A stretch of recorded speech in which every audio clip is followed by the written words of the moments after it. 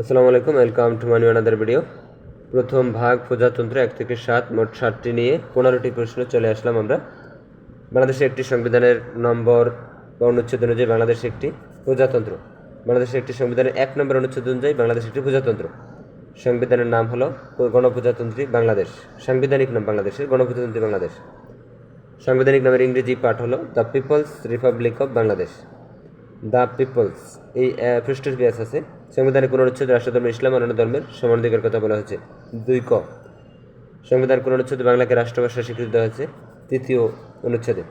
বাংলাদেশ সংবিধান ভাষা বিষয়ক অনুচ্ছেদ, প্রজাতন্ত্রের রাষ্ট্রভাষা বাংলা। বাংলাদেশ সংবিধান কোন অনুচ্ছেদে জাতীয় প্রতীক পতাকা সঙ্গীতের উল্লেখ আছে? 4th অনুচ্ছেদে। ন্যাশনাল এমব্লেম অফ বাংলাদেশ কনস্টিট of shapla flower on water flanked on 2 sides by shoots of paddy decorated by 2 stars and 3 jute leaves at the top. Bangabandhu প্রতিকৃতি সংরক্ষণ ও প্রদর্শনের কথা সংবিধানের কোন অনুচ্ছেদে উল্লেখ আছে? 4 ক।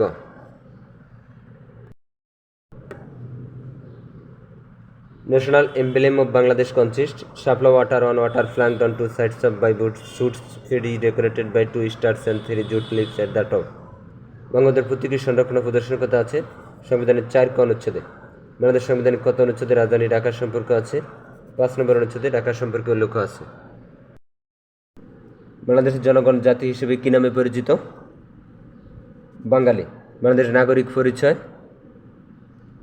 বাংলাদেশি।